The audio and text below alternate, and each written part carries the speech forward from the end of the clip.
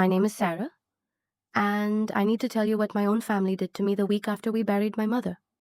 She passed on a Tuesday, quietly in her sleep, the way she always said she wanted to go. She was 71. She worked her whole life, 2 jobs for years, raised 3 kids, mostly alone after dad left. That house on Elmwood Drive, she paid it off herself, every single dollar. We were 3 siblings. Me, my older brother Daniel, and our younger brother Marcus. Daniel was the loud one, always talking about money, always the first to mention what things were worth. Marcus was different. Quiet, gentle, the one who actually visited Mom every week while Daniel and I were busy with our own lives. The day after the funeral, Daniel called a family meeting, didn't even wait a week.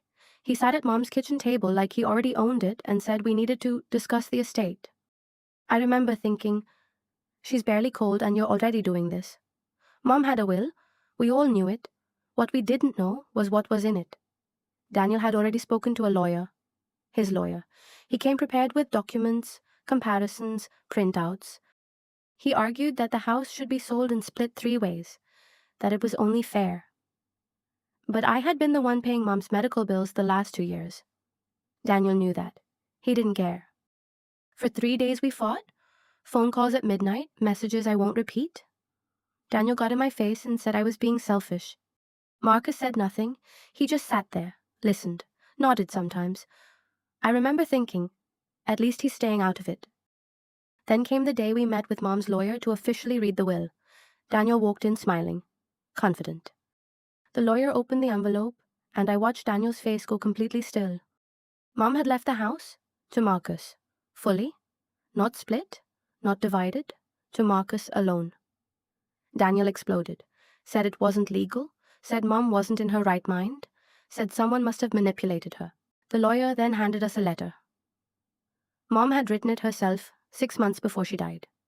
In it, she said, Marcus came every week. He fixed my porch. He sat with me when I was scared. He never asked for anything. This house belongs to someone who loved it like I did. And then the lawyer said one more thing.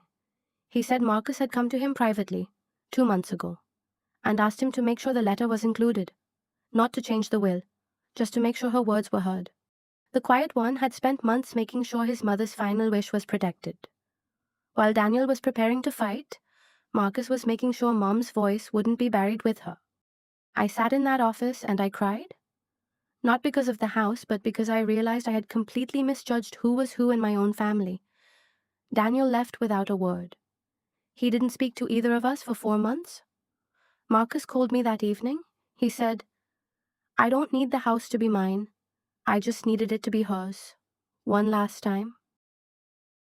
Some people are loud about love, and some people just show up every single week, fix your porch, and hold your hand when you're scared.